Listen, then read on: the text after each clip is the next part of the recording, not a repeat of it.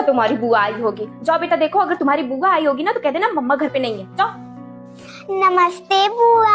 नमस्ते बेटा। बेटा तुम्हारी मम्मा कहाँ है? मम्मा तो घर पे नहीं है, आप बाद में आ जाना।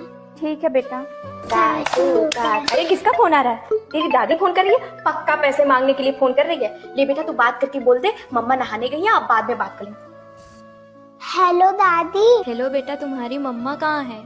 मम्मा नहाने गई है, बाद में बात कर लेना। ठीक है। शाबाश मेरे बच्चों। अरे मेरे पर्स में से पैसे किसने निकाला?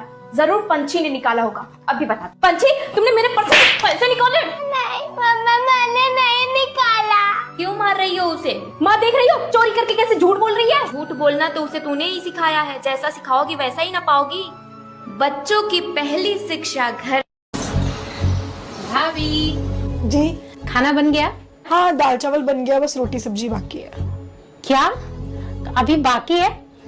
आप पूरे दिन करती क्या हो? आपको तो सिर्फ खाना ही बनाना होता है, वो भी आपसे टाइम पे बनता नहीं है। आपके माँ बाप ने इतना भी नहीं सिखाया है कि ससुराल में खाना टाइम पे बनाना होता है।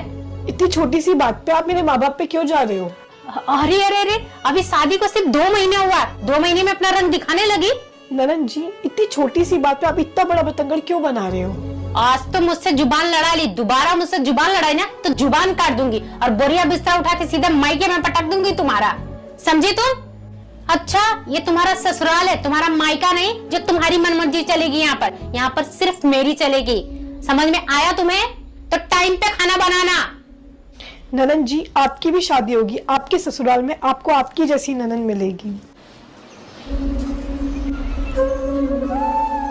देवरानी जी वो सो गई, लगता है इनकी तबीयत ठीक नहीं है। एक काम करती हूँ, सारे काम मैं ही कर लेती हूँ, इनको आराम करने देती हूँ।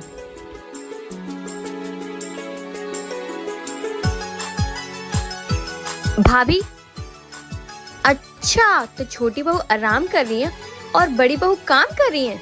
बहुत पटती है ना दोनों में। अभी इन दोनों की जोड़ी में आग लगाती हूँ। बड़ी भाभी, छोटी भाभी तो आराम से सो रही है और आप यहाँ पे काम कर रहे हो।